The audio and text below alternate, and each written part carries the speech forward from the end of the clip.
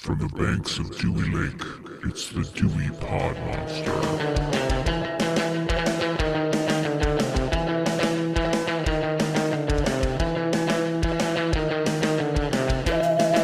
All right, welcome back. My name is John, and this is the Dewey Pod Monster Podcast. This is your weekly podcast about ninjas, and with me this week is the host of the Dewey Pod Monster Podcast. His name is Sean, and you can't see him because he's a ninja. He's disappeared. But Sean, how are you doing today? John, let me ask you, what's your favorite ninja sword? V8 can. Appropriate. Yeah. How you been doing this week? It hasn't been that long since we recorded. God, I can't talk today. That's going to be bad for this episode. I know. This audio format, and I'm stumbling over words like 2 minutes in, if that. Totally screwed it up. It hasn't been that long in the continuum of time and a concept of what that is. But I did actually get a chance to watch a couple things. You want to hear about them? I do, because I didn't get a chance to watch much. So please kick us off. Okay. So I found on Netflix, there is a new documentary. I think it's new. It's called The Devil on Trial. Have you heard of this? Do you know what this is? I want to say my wife told me to watch this. Oh, okay. So It's a documentary on Ed and Lorraine Warren. Are you familiar with Ed and Lorraine Warren? Keep going. You ever heard of a little movie called The Conjuring? Maybe Amityville Horror? Okay. Yeah. Okay. Yeah, I was talking about this recently because I brought up that guy from the Long Island slasher or whatever. He's the Gilo Beach guys. Like, I guess his house was like walking distance from the Amityville house. The Lopper. You're talking about the Lopper. Yes. The Lopper.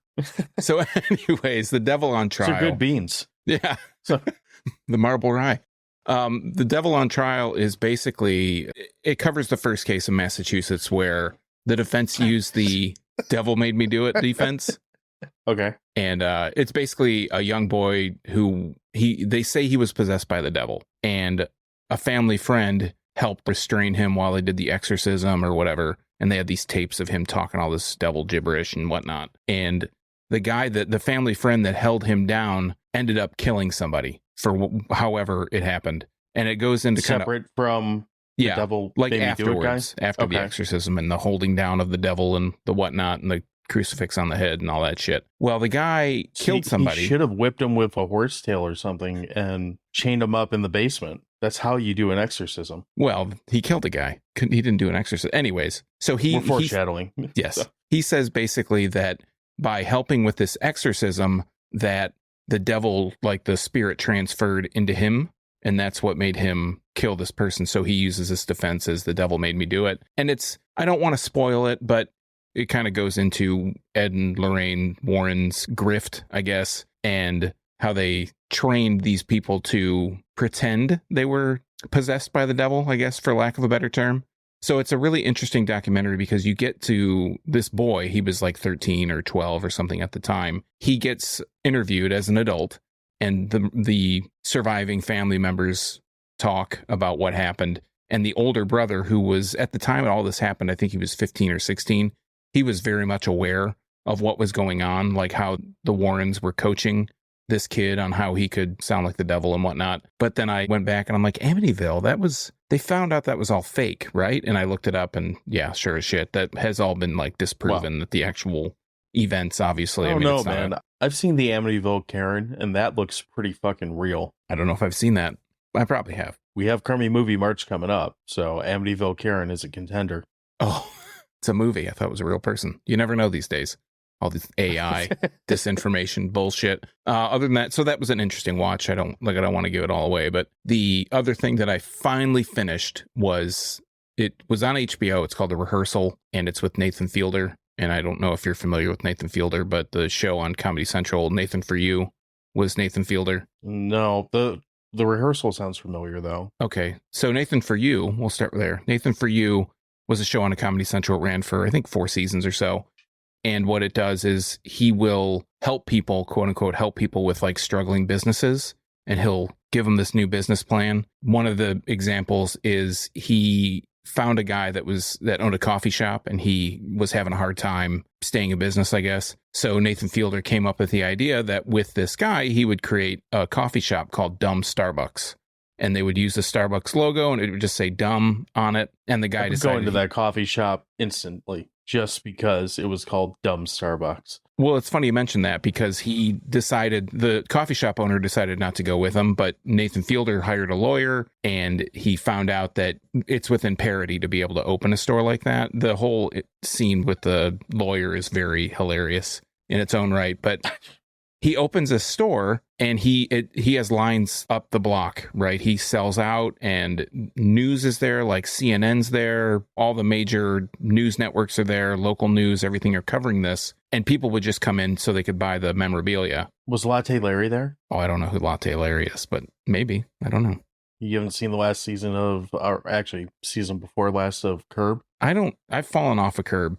I like Curb a lot. I don't ever catch it when it's on. And I feel like maybe it's always 2 years late. I'll watch it and binge the whole thing. Oh, that's when he's opening his own coffee He opens place. a coffee spot next to Mocha Joe out of spite, and the whole season is pretty good, but there's a good, I don't know, gag that's maybe 3-4 minutes long in the actual show where Mila Kunis opens up like a spite jewelry store, but you can't do shit to fix things, and like Jonah Hill opens up a spite deli next to some other famous deli in LA. It just becomes a thing of celebrities open spite stores because they claim they were wrong Right, by the other place. I don't know.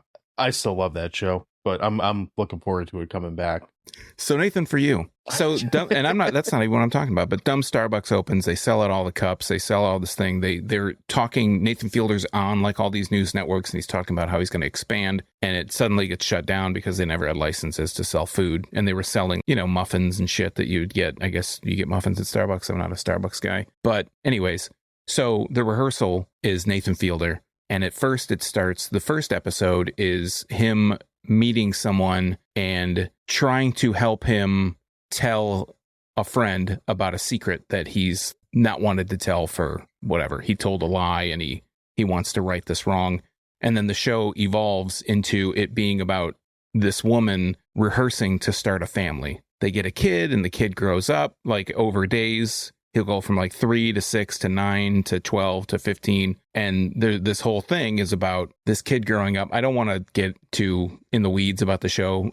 It's very difficult to tell on the show, and it could all be a work, but it's very difficult to tell on the show what's real and what isn't. And he'll hire actors to play parts of real people who will then be, the real people will be in his kind of rehearsal. So it's like Inception. There's like several layers of this rehearsal that are going on. It's only 6 episodes, and I think they're half an hour each or 27 minutes or whatever. So you specifically, if you have, a couple hours to kill on a weekend or whatever, I'd love to hear your opinion on it. But yeah, other than that, I'll add that to my repertoire. My watch list.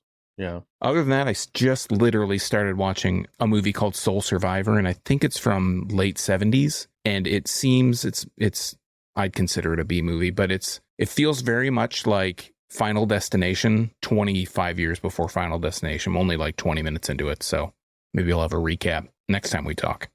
Yeah, I never got into those movies. I don't know. Final Destination? Yeah, I think I watched the first one, and they made like 7 of those. They made a lot. Yeah, there's at least 5. I think 4 or 5. Yeah, after the first one, I was like, I didn't really like this. Similar to that of Pearl and X, and was it Maxine that's coming out? If I didn't like the first one, you're gonna have a hard time selling me on to part 7. So yeah, I like the first one. Well, I saw the first one. I can't say I liked it. I think actually I had the opposite reaction. I disliked it so much that I never felt like I had to watch any of the other ones. So yeah, I wasn't a big fan. I don't think I dislike it that much, but I remember seeing it in a theater and thinking like, this is just like the book, A Story of Unfortunate Events, but in an hour-and-a-half movie with occasional death, I guess. So I don't know. I think at the time I was so like, it was so far-fetched that I was like, I can't do this. I don't know why, because I loved silly shit, but I want to say when that came out, for some reason I was really burnt out on Devon Sawa too, because I think that was after that movie Idle Hands that he did, and I'm pretty sure that was after the only other movie that I can think of him now in was SLC Punk, and he's small role in that. But for some reason like every now and then an actor or actress or whatever, just you really fucking get annoyed by them, and there's not necessarily a good reason why. You're just like, I don't want to see this person at all for like a long period of time. And I really don't mind him now. He's fine. He doesn't pop up in that much stuff that I care about. And when I do see him, he's not someone who bothers me. Mhm. At that point in time, I remember being like, fuck Devon Sawa. And probably not fair that I did that, but such is life. Matthew Lillard was my Devon Sawa for a while. And maybe still is. I don't know. I don't mind Matthew Lillard, but mostly because I like him as Stu so much, which helps. I think it's just someone you see, so you're just so saturated by. You see them in everything and everywhere that you just get to the point you're like, ugh. While we're on that, I mean, we've talked about that with Mia Goth and Jenna Ortega. They're kind of hitting that same stride. So, yeah. Like, I thought until this last week that if I ever heard the song Mr. Jones again, it would be too soon. But then I fell down the YouTube rabbit hole and I watched Mr. Jones, and I'm like, that's a pretty good song. The Counting Crows song? Yeah. What other song? Is there another Mr. Jones? Oh, me and Mrs. I bet Jones. there probably is. I bet there's probably several Mr. Jones. Oh, okay, well, maybe. So the only thing I watched this week outside Seamless of our topic, transition. Yeah, that's what, master of the segue or whatever. That's right. Or whatever. Yeah, I only went back and watched The Big Lebowski, which I only mentioned because it's still the best fucking movie I've ever seen. And still, 30 fucking years later now or whatever, I'm still finding new things that I like in it every time that I watch it. So it plays so well. So if you haven't somehow seen that, or you have seen it, just go back and take an edible and watch that. You will have a good time.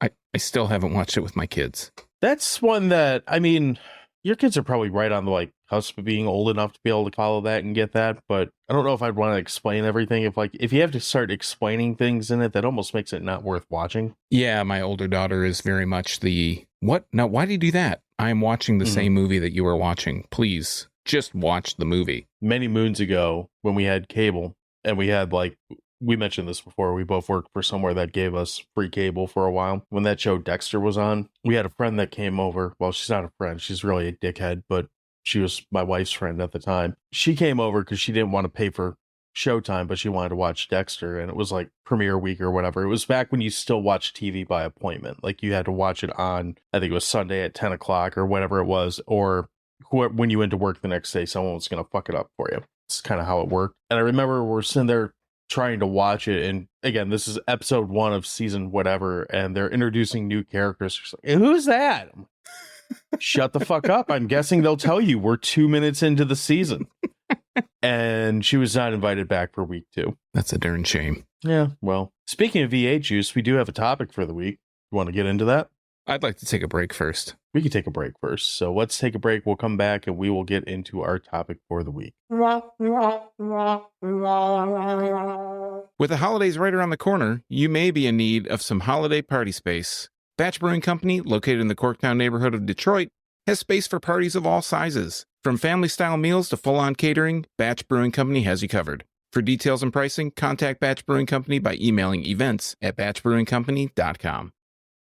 Okay, so we are back, and we are going to be talking this week about the movie Ninja 3, The Domination. Is that the correct title? I've seen posters with several different D words in it other than Domination. No, it's Ninja 3, The Domination, for sure. Okay, so Ninja 3, The Domination, which came out in the past, 1984, and we start these with a third-party review, and I found this one to be pretty entertaining. There's no name on it, so you anonymous fucker says, an essential entry in the canon of canon. If you can watch Ninja 3 The Jazzercist without craving a cool, sultry viscosity of V8, then maybe you are the one who's actually possessed by the malignant martial arts spirit. 2.5 stars out of 5.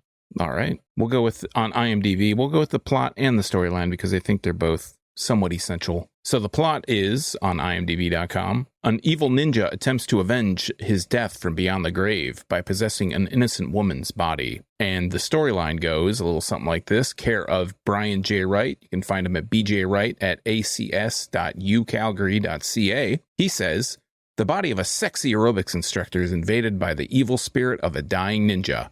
At first, changes in her behavior is limited to having strange interactions with an arcade game, doing sexy things with V8 juice, and being attracted to an unusually hairy police officer. But soon enough, she's systematically killing, ninja style, the officers responsible for the ninja's death and can only be stopped by another ninja. Yes, The Exorcist meets Electric 2 or Electric Boogaloo, whatever. Breaking 2 meets Electric Breaking Boogaloo. 2 Electric Boogaloo. I don't know why I couldn't say that right now. With This movie, okay, let's just go right to the beginning, because this movie has one of the most entertaining opening like sequences that I can think of in quite a long time. I mean, this is like I'm glad you agree. This is like a 10-minute murder spree, complete with a blowgun that like limp dicks its way into a pistol of a gun, which forces it to backfire and kill a guy. It's just about to go off and go right into that pistol, into the barrel. It's great too, because you can tell they played it in reverse, the way it falls out of the barrel, but it makes it look like it literally like jumps up, maybe a quarter of an inch to hit the barrel and go in. It's fantastic. This opening scene you could give me the opening scene of this movie, and there's a couple other things that are obviously worth coming back to. But this opening like sequence, if you gave me that as a 10-minute movie and said that's it, I'd be content. I love that there's no context. This guy basically parks in the desert. He goes into a cave and he finds his ninja gear and puts all his crap on, and he just goes and kills some guy on a golf course. And that's how the movie starts. We don't know why he kills this guy. We don't know why he's after him. And then the police come and he takes out like a whole patrol, like a whole police force. And in the process gets just destroyed. Only for them to come back and get like RoboCop to death. Oh, yeah. So. Yeah, if you've ever seen the uncut RoboCop where Peter Weller gets his hand blown off and that whole animatronic thing, this rivals that. This guy gets unloaded on with like machine guns and like pump action shotguns, pistols, all types of shit. I think they throw a couple like ninja stars back at him. Like it's whatever they got, they're throwing at this guy. And it's amazing that because they're in a circle when they're shooting at him. It's amazing that none of the cops shoot each other. No, what's that called? Crossfire. Birdshot. Yeah, no crossfire occurs. It all lands in this guy, and he just throws a little ninja bomb, disappears. Yeah, and they all like, oh, it disappears in a comical way. Like, so those ninja bombs or whatever, they come back several times, and I actually like them more the other times they use it, because you see the big puff of smoke, and then you see a ninja, whether it's him or our possessed ninja that we'll get to, you see him just kind of like staggering away from behind the smoke, like, oh, like. You wouldn't trick a fucking 4-year-old. Where'd that guy come from? That's weird. There's another ninja that happens to be walking away and bleeding. And he throws the ninja smoke down. It clears away, and they're like, what? Huh? Oh, where'd he go? Oh. They walk away. All the police just leave with all the dead guys laying around. They're like, let's go get them. And they leave. And he just like unburies himself, but he's all ragged. We skipped that he also jumps onto a moving helicopter, dangles for a while, crawls his way around to either side of the helicopter. Hold your fire, it's a helicopter. Yeah. And then proceeds to embed a ninja star via foot to this like helicopter pilot's fucking face, who keeps flying for a while. Everything about this opening sequence, again, this opening sequence is epic. Everything you want in a ninja movie condensed into about 10 minutes. I love the fact that when he uses his foot to fling a ninja star into the pilot's head, as he mentioned, the thing wobbles around a little bit in the air. And then there's this whole sequence of it flying off into the mountain. And it looks like, I don't know what, if it's a toy helicopter, a real one, but it's just kind of weebling and wobbling its way until it goes over the ridge. And of course, then there can be an explosion, because they don't have to pay for the helicopter to actually explode. They can just have an explosion on a hillside and call it a day. I will say the only critique I have about this whole opening sequence, and I love the other stunts too, like I love anytime you see a car get airborne in this sequence and like just randomly drive into a lake or whatever. Like it all looks really ridiculous and over the top and stupid. Like it's not stupid in the best way. Yeah, it's exactly. But the only thing I was a little surprised with is, as far as like shitty helicopter explosions go, this is kind of a small one. Like I expected a much bigger explosion than what they did. It's almost like they had, all right, we got 2 M80s, just throw them in a trash can and let's hope for the best. I was going to say an M80. They had an M80 in like a plastic gas can, and they wanted to explode something like that, yeah. But just off the edge of where you couldn't see it, so you just see the fire. Right. So, but I mean, that's pretty minimal compared to the rest of this. And that moves us right into one of our favorite topics, aerobics. Well, the ninja is all injured, and he's, like I said, hobbling around and whatnot, and he runs into a line woman who's fixing telephone lines, played expertly by Lucinda Dickey, who you might know as the chick from Break-In and Break-In 2. That's pretty much her big thing, and I think she was in one other notable thing. but she is the line worker who is also an aerobics instructor. If we look on Lucinda Dickey's IMDb page, the three things that she's known for, well, three of the four things that she's known for, Breakin', Breakin' 2, Electric Boogaloo, and Ninja 3, The Domination. So this was like a big deal for her in the whole thing. But before we get any further, those movies and the other Ninja movies and American Ninja that we talked about last week, all Golan Globus productions from the Canon Group. So the review that you read, all in the canon, quote unquote, is that Canon Group kind of thing. In the mid 80s, they were on fire with exploiting any kind of thing that was hot in pop culture, aka ninjas, breakdancing. So painfully obvious in this movie. This came out in 1984, and there's several scenes in this which Ghostbusters also came out in 1984. I'm like, this feels a lot like Ghostbusters. Like, I don't know how far away these two movies were in when they released from each other. I gotta think that they probably cranked this out pretty quick in comparison to how long Ghostbusters probably took to make. But there's a lot of vibes from that. There's vibes from... There's so many things in this, like just the way it's shot, the way it's lit, the way that it looks. And if you really get into, like you said, whatever other things they're ripping off, you're like, this feels a lot like ... and fill in the blank for probably 20 different things that you saw from this era of film and television. I want to point out one thing. I want to jump ahead to the end, but I'm not going to say anything about the end. The thing you'll notice that I noticed with Lucinda Dickey is her hair. The whole time her hair is this kind of frizzy 80s hairstyle. And the last finishing kind of scenes, she has different hair. And it looks clearly to me like a wig. So I'm wondering if reshoots happened. Because in Breakin', she has short hair. Like Breakin' and Breakin' 2, she has short hair. So I'm wondering if Breakin' or Breakin' 2 had already started filming and they had to come back and do reshoots, or she was doing it simultaneously, because the hair looks totally different. This release between those two movies, so she would have done Breakin' and then this and then Breakin' 2 as far as how they actually made it to theaters. I don't know about filming, though. I never realized, and this isn't a Breakin' or Breakin' 2 podcast, but I never realized that those came out in the same year. So yeah, that might happen later. It might, but they came out, all three of these movies, these three movies that she's known for, or three of the movies that she's best known for, according to IMDb, in quotation marks, of course, all came out in 1984. So her career span, she retired in 1990. So that'll tell you a little bit. But anyways, back to our timeline of events. So she gets possessed by the ninja, the evil ninja. Takes a while. It takes a while for him to kind of, at first she really just shows off her moves in the parking lots and stuff. Right. We're not going to go through and break this through scene by scene, because that's not what we do here, except for one episode that we're going to redo. We could, but we won't. Yeah. Let's kind of jump up to this weird... So we're leading into this. She has this creep cop who's trying to fuck her, who's going through her aerobics classes and kind of sort of arrest her, kind of, I don't know, whatever. It's very inappropriate by 2023 standards, but... Hey, John, I got some guy in my neighborhood I'd like you to beat up. Yeah, exactly. I don't know if this is supposed to be the spirit of the ninja that's causing her to do this, or if she's just fucking weird, but I actually think Lucinda Dickey was pretty good looking in this movie until she goes to, like, seduce this, like, fucking werewolf cop. And not the werewolf cop that we like, but she goes to, like, bone this guy, and she lures him back to her apartment with V8 juice, of all fucking things, which is gross. If you like V8 juice, good for you, but that you're wrong. There's a lot of things we can disagree on, but you're wrong with that. And she proceeds to pour it across her neck, which presumably runs down her chest into, other regions, and just horns this, like, wolf cop up, and, like, they do what they do. Who the fuck wants to, like, suck V8 juice out of some wolf cop hairy, like, sphincter?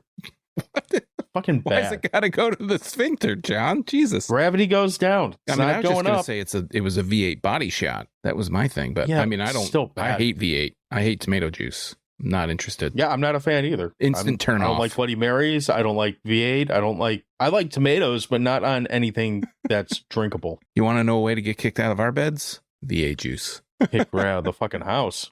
Fuck out of here. Get out. So, no tip.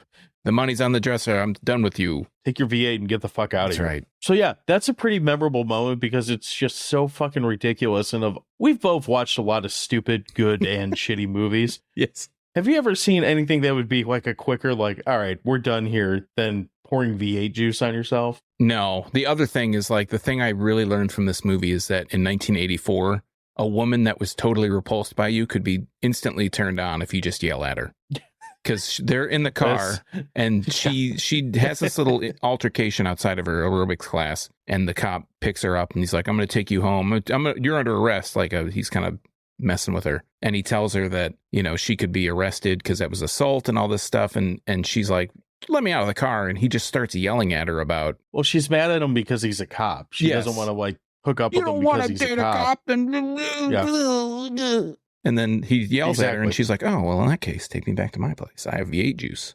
That's just our first instance of over-the-top product placement. It's just the only one that it sticks out so much because when you see, obviously Coca-Cola was a sponsor of this movie. Like that red can is very frequently seen in this, but I'm not grossed out by Coca-Cola. I am grossed out by tomato juice. I don't do soda. You don't do soda? That's what she says to the cop when he's like, oh, yeah. you want a Coke? Oh, I don't do soft drinks. That's what it is. Yeah, that's what I was going to say. She says she doesn't do soft drinks I don't know. So anyway, back to the story of this movie now that we've reminisced about V8 juice for 37 fucking minutes. What happens next? Where do we go from here? I'm trying to remember because I remember another huge plot point that comes up a little bit after this, which we've already touched on, but I feel like I'm missing something in the middle here. Well, this is when she starts after they bone, she starts to have the visions while she's sleeping or whatnot, and her closet will open because when the ninja passed his spirit into her, she took his katana, his sword, and she put it in her closet. Well, after they get to boning, they are laying in bed, and suddenly there are flashes at the closet. A light lights up. Is this the random arcade game that I don't remember being in her apartment before this scene? Well, it was in there because she was playing something, but I don't know if it was that game. But anyways, the shit starts flashing. And the sword comes out, and it's the worst replica-looking sword you could. It looks like a cardboard sword that's painted white and black. It's really bad, and you can see the fishing line kind of waggling it around, and she grabs it, and that's when the arcade machine starts. It's like it becomes possessed on its own, and this laser comes out, and it's like dancing all over her face. It looks actually pretty cool for 1984, but it's kind of like Tron meets The Exorcist, but like the beginning of The Exorcist. But it's so ridiculous. But this is where we can markedly see the spirit of the ninja start to invade Christie's spirit, I guess. And this is when hell starts commencing, and she starts having these flashbacks and starts to go on the hunt of all the different cops that pumped lead into the ninja when it was in the circle of fire, I guess, or whatever you want to call it. Yeah. And then she starts extracting the revenge of the ninja. But coincidentally, which is this movie pretty is called The entertaining. Domination and not Revenge of the Ninja. That was the last one. Which it's pretty entertaining. I find it funny how many people in this movie, like as soon as they're in their house, are just down to their like underwear and that's it. Yes. You know, like every person once they're in their home, it's like, if you're a girl, it's, you know, panties, of course, and like a oversized sweatshirt. But if you're a guy, it's wife beater, white boxers, and black socks pulled up to your knees. Every single one of them. John LaMotta. You're explaining him to a T. He makes his second appearance of Ninja November. The last one was an American Ninja. This one, he plays a cop that just happened to kill a ninja. And the thing that I take away from this scene, it just happens to kill a ninja. You're talking about the pool table scene, right? Yeah, the pool table scene. How come every pool table in movies have to have that stained glass pool table lamp hanging over it? I've never seen one of those outside of a bar. Actually, we used to have one in my basement. It was a condition of buying the house that they had to get the fuck out of the basement, along with the pool table that was down there. They asked us, do you want that? They go, hey. No. Well, they go, hey, do you want the pool table? We're like, no, and you need to have it out of that basement before I move in. I don't want it, because it was a legit, like, it had the slate top and all that. I'm like, oh, wow. I'm not dragging that thing up the fucking stairs. You can move that. It wasn't in good condition? It was fine. It was in good condition. I just didn't want it. Dang. Kind of, look at this baller over here. Get this awesome pool table out of here. I don't want to have any fun. Fuck off. Fuck off, fun. Where were you fucking 4 years ago when I moved in here? I would have gave it back. So you're not moving a pool table either. No, never. Exactly. So yeah, she basically like, anyway, back to this movie and not fucking pool tables. So yeah, like you said, she's going and like getting revenge for everyone who killed this dude who's not her. And it's fine. It's entertaining for what it is. She basically just shows up and fucks up whoever's in her way. And some are more comical than others. This pool table one, I keep calling it that because I have no idea or care what this character's name is. Christy. No, not Christy. The cop. Cop. I don't think he has a name. John LaMotta. Good. Dead guy. It's another one of those fights that it's like he's just woefully overpowered like the second that she enters the room, which is fine. I don't really need to see him like kick her ass. That's not entertaining. But she basically cuts down is it a pool cue or a baseball bat? It's a pool cue. Kind of looks like a base. It's a pool cue? Yeah. This is like the flimsiest wood on any, and a baseball bat would be even worse, but this is like the flimsiest wood on any pool cue that you will ever see in any film. It basically might as well be like a 7-foot tall cheese stick that she's cutting through.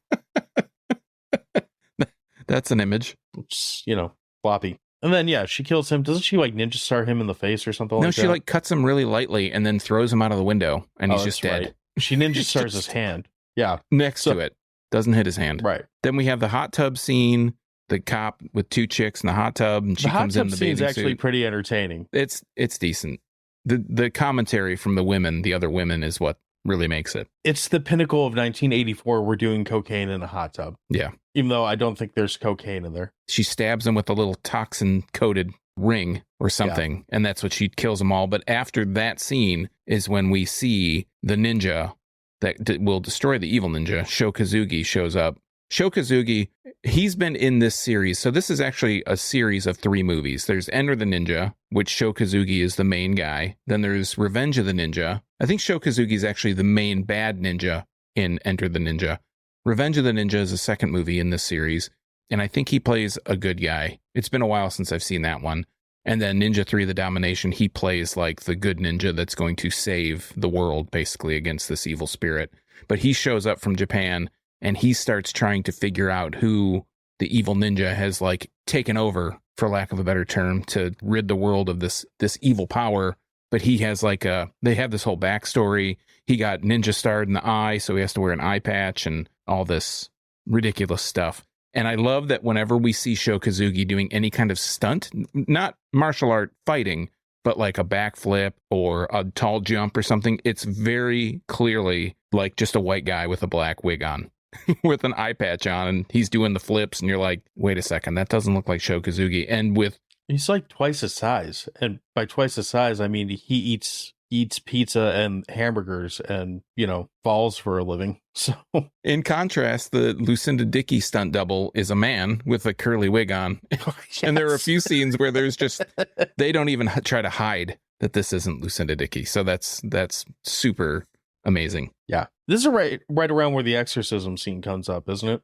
Yeah, they take him to a mystic healer like played by James Hong, who he's trying to, take the evil spirit out, but the spirit is so strong that the cop boyfriend and Lucinda Dickey, that a bunch of shit happens and shit's flying around and James Hong's too scared. A bunch of shit happens basically could be the name of this movie. Yes. And you wouldn't miss too much. I mean, this movie is... But you'd have to watch all of it. You do. You really do have to watch all of it because it's one of those movies that you watch and you're like, okay, we're going here.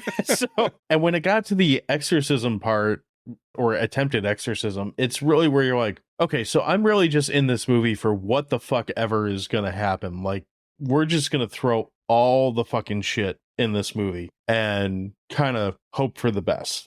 And to be perfectly honest, I mean, this has worked better than any of the other ninja movies that we've watched, so I'm not complaining. This is totally the I'm down for whatever happens ninja movie. This has all the over-the-top, ridiculous bullshit that you would expect from a ninja movie, and it's only 1984. Yeah, this kind of ninja shit way better than I do. And this is an American movie, right? This isn't... It's Golan Globus, so yeah. I mean, they're 2 Jewish dudes, but yeah, it's American. Yeah. This almost feels like it sets up, and I know there's stuff before this, but it almost feels like it sets up a blueprint for this kind of movie going forward, because when I think of ninja movies, I think of just a bunch of crazy fucking fighting scenes loosely tied together to create a story. And that's pretty much what this movie is. It's a bunch of shit that happens loosely tied together to create a revenge story with, some crazy big fight scene at the end. The thing I want to say about this movie is not the thing, but one of the things I want to say about this movie is this storyline, if you really think about it, is batshit crazy. Yes. A ninja comes and kills some dudes for no reason. Like, we don't know. He's just a professional assassin that basically doesn't even hide. He just does it. He's a scientist. That's all we know. In broad daylight. And his spirit inhibits a woman, who is going to exact revenge on the people who killed the ninja. Like, how is this ninja? He's like a super ninja too. He's like holding people over his head with one hand. Like, you usually think of ninjas as being stealthy and quick. This guy is not. He's quick, but he's not stealthy, and he's super strong. It's just like a batshit crazy idea fueled by cocaine. He's about as stealthy as I ever was when I tried to play like Metal Gear Solid or something. It'd be like, oh, you have to sneak into this room. I'm like, well, how about I kick open the door and shoot people? How did that end for you? Not well. See, that's why I there never you beat go. those games. Hey, not thinking like a ninja. But just how... Not well, I'm thinking like the wrong kind of ninja, Yeah. apparently.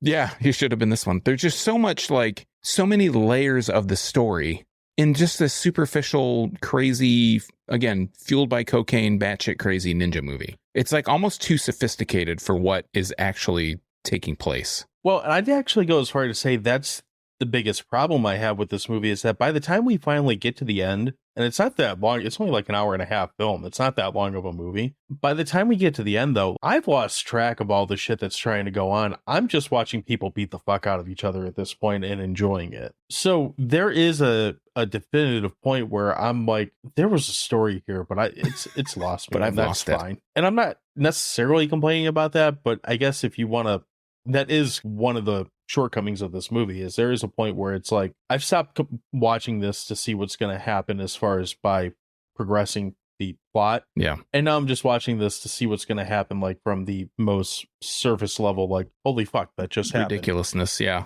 Right. We have to go on and then mention the cemetery scene where a police officer is being buried and Lucinda Christie crawls up in a palm tree or something and is like picking dudes off with a bow and arrow. And then she starts getting chased around. I do love some oversized 1980s movie arrows being they're huge. Shot at people. So, and then this other squad of police officers are chasing her and she's just decimating them. My favorite part of this cemetery scene is when the police, one of the cops has a billy club and he's like he's swinging at her and missing her, but hitting tombstones. And he's just like destroying the tombstones. They're like made out of talc or something. And then one guy gets like tripped or he falls off his motorcycle or something and goes head first through a tombstone and it just turns to dust. It's like, this is amazing. This is, what more could you ask for? Yeah, that's the thing. Like, it is, we've said this a bunch of times about, I feel like this comes up with ninja or action movies more than anything else, but this is a movie you just put on and kind of shoot the shit with. This is not a movie to be taken seriously by any fucking stretch, but it's just fun. So what happens after, because refresh my memory, like, where'd we go after the cemetery? Like, how do we start kind of wrapping to the end of this? I know we need a ninja to kill another ninja and there's like kind of a battle royale at the end type thing, but how do we want to start wrapping on this? Well, so Shokazuki Yamada takes the evil ninja's body from the morgue. He like kills people in the morgue to take another dead body up to this temple, this ancient, I don't know, Japanese temple up in the mountains of California that nobody knew about. He takes the body up there. It basically resurrects the spirit. The spirit comes back alive. There's all these monks in the there. Hollywood sign. Yes. Yeah, pretty much. And then the monks start getting infected by the spirit of the evil ninja, basically, and they fight with him. The end of the movie basically comes down to Yamada and the ninja. The ninja gets stabbed because Lucinda Dickey kind of intervenes and stabs him.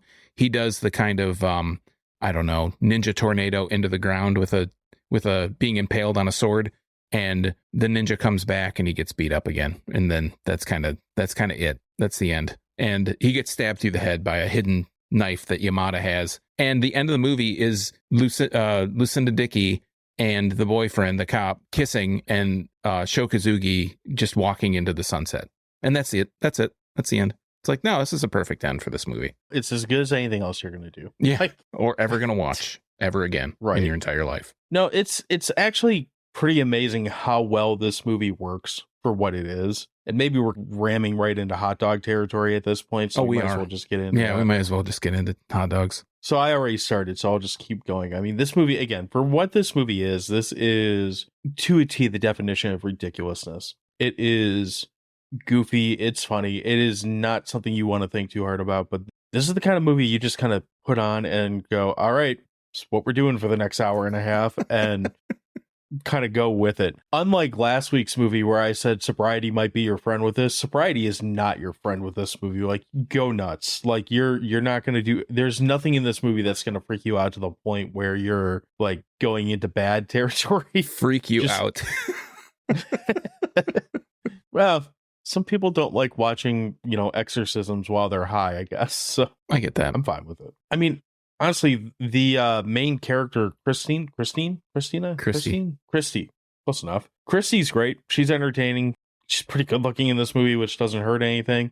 She's actually a pretty good actress for what this movie is. Like, her performance is better than anyone else in this movie as far as her actual trying to be a character. Yeah, it's fun. I'd give this a solid like 7 Ninja Star hot dogs out of 10. This is one I'll revisit just because it's no thinking, all action, and if nothing else, I'm gonna watch the intro scene to this again just because it's so fucking ridiculous, and it's a perfect testament of what you can do for $50 when you have an open plot of land where you can just go before the cops show up and say, "Get out of here." What are you kids doing here? Get out! Let's get out of here. But yeah, this would be one I would highly recommend. Like, even if you just like fun action movies, ninjas aside, if you like action movies, you should have this in your quiver to be able to pull out and shoot into a DVD player or whatever. It's worth watching. I know, bad analogies. I right? like you brought it back to the arrows. Yeah, well, yeah, that's all I got with it. This is fun. I like it.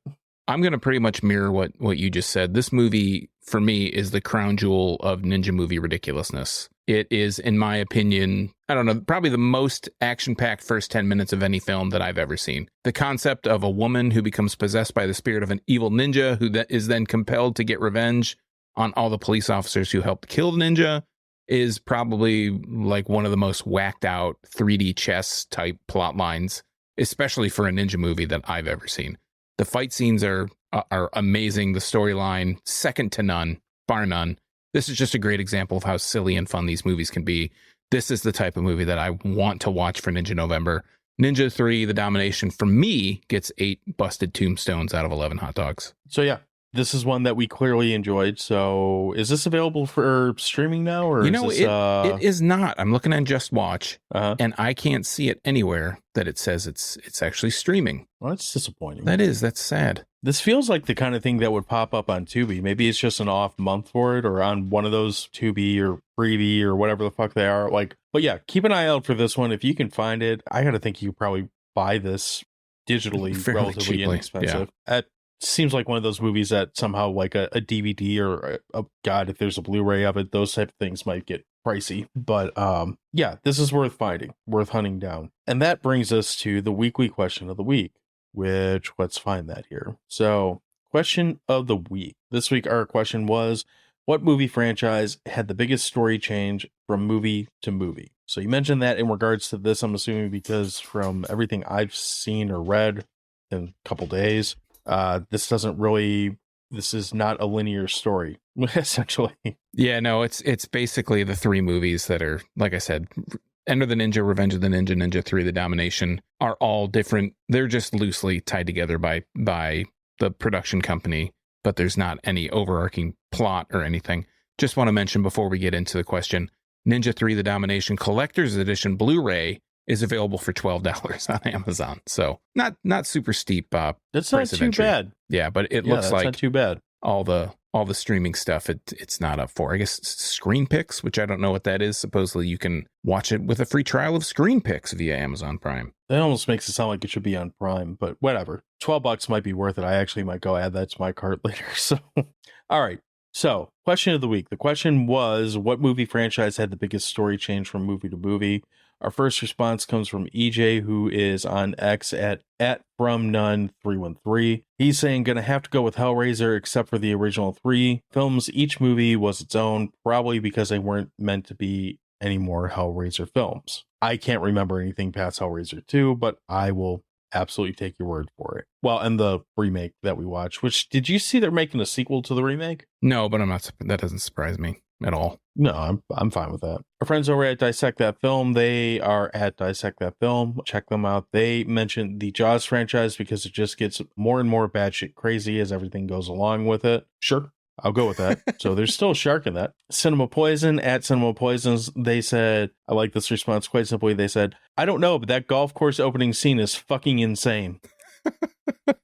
I like that they've seen this. And our friends over at Podcast in the Woods, Boomer had said, it has to be Halloween. They have so many different reboots and remakes and sequels and alternative timelines and storylines that there could legitimately be a Halloween multiverse film. And I'm actually going to piggyback on that because when we decided this was what the question was going to be, I was kind of like brain farting on it. Like I didn't really have a good answer. And I think he's right. Halloween is the most bizarre fucking franchise to try and watch from a linear standpoint. It doesn't make any fucking sense if you go, oh yeah, watch 1, 2, and then here's part 3 where there's these fucking masks and Tom Atkins is here being fucking awesome. And then you go back to Michael Myers and all of a sudden there's a cult. You mentioned it. Go back and listen to our Halloween 2 episode because Sean breaks down the timeline perfectly. It's bizarre and it doesn't make any fucking sense. So I would agree with Boomer on this one. Halloween 3 is probably the answer I would give. So how about you? Yeah, I'm having a total brain fart too, even though I think I came up with the question, but I'm going to go with just this franchise, this whole Ninja franchise, Enter the Ninja, Revenge of the Ninja, Ninja 3. These differ a lot in theme, in tone, in story. Like I said, we went from, I think the first one's about like kind of drug running or something. And we get to this one 2 movies later that's about an evil ninja spirit that possesses a woman to kill cops. I mean, that's just ridiculous. It still has to do with ninjas, but it's as you do. As evil spirits do. We should all be so lucky in death to be able to possess a woman and never go. Yeah. Never mind. I'm going to stop myself there before I record myself saying that. Don't get us in trouble, John. Yeah, I'm going to try not to. You know what? I do have one other thing I want to hit on. I thought I'd bring it up just because I want to get a as raw reaction as I can from you on it. And you already know this is coming.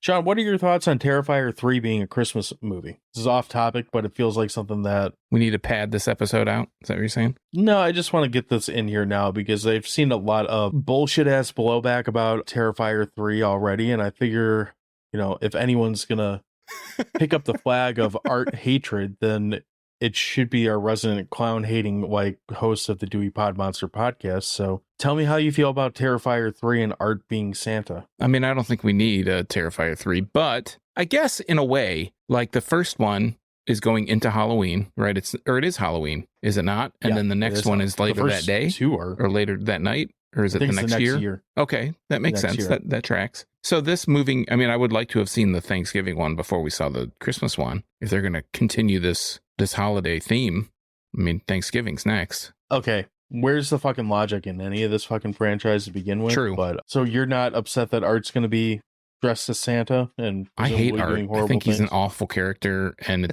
it doesn't really matter. He's a shitty character, and this is just gore porn. Really well done gore porn, but like, again, I think this whole series is made for edgelords by edgelords. Like, my dad bought me an ICP tape when I was 12, and it was 10 years after it came out, and you never heard about this, have you? Clowns. Get out of here. That's shit. Didn't you refer to Art as the ultimate edgelord juggalo at one point? I think I maybe referred to Leon as that, but I don't know. Oh, okay. Well, I was hoping for a little more vitriol with that, but we'll take what we can get. My ability to give a fuck has fucked off, I think. Oh, that's fair. We'll revisit this topic in about a year when we have to probably talk about it. We will. Counting the days. In the meantime, if you want to tell us about how great Art the Clown is as Santa, or if you just want to tell us to fuck off in general, you could do that. We are very followable. We're on all the social media stuff at Dewey Pod Monster, Instagram, X, Twitter, X, Facebook, blah, blah, blah. All that stuff. You can find us there. Please do subscribe to our YouTube page. We have some stuff coming up that we would like to make sure that you're able to see. And the best way you can do that is by subscribing to it. That is youtube.com/@DeweyPodMonster, of course. And then, Sean, where can we find you? What would you like to add to this? You can find me in my Michigan craft beer adventures, and you can accost John in public places when you see him on the videos at youtube.drafttherapy.com. You can also find me on all the social media networks at Draft Therapy. Because we need more accosting of John. That's how it should be. I agree. I approve this message. That's all we got for this week. We're going to go crack a V8 juice and pour it on our chest and see what happens. And we're not going to do that. Maybe some V8 splash. upgrade it to at least add some fruit in there, make it slightly more free Bloody Mary, and get possessed by something. That was a dog that just fell. Anyway, have a good week. We'll talk to you soon. Cheers. Take a look at your body. What's your favorite hobby? Jump through TV all night. When you look in the mirror, do you wish it's broken? But you can't stand to look at the sight. Ooh, hey, what's your body saying to you? It's time you went to the body shop. Tune up that engine. No, I actually I have more to say about this movie, which is good. Oh shit. I'm here for it. As much as I hate to say it, let's fucking go. I hate that. I hate let's go. I do too. Let's go. It feels like what it is. It's a very middle-aged white guy way of saying I'm excited. And it's just like, shut But everybody says it. It's not middle-aged white guy. It's unfortunately, as much as I'd love yeah, to but claim it for it my feels own. like middle-aged white guy. Not, I don't know. It does. It does. No, it's middle-aged white guy energy. It's like, let's fucking go, and then we go sit on the couch and watch the Lions play or something. Watch football. Right. Right. Exactly. Yeah. Let's go. Right. Sit on the couch and go eat some pizza. Let's go to the bar and have shitty food and get heartburn. Hopefully, yeah, exactly. So that's going to be an this edition outtakes. of old white guy talk. This edition of old white guys talking about football and like dumb catchphrases. Middle-aged man talk.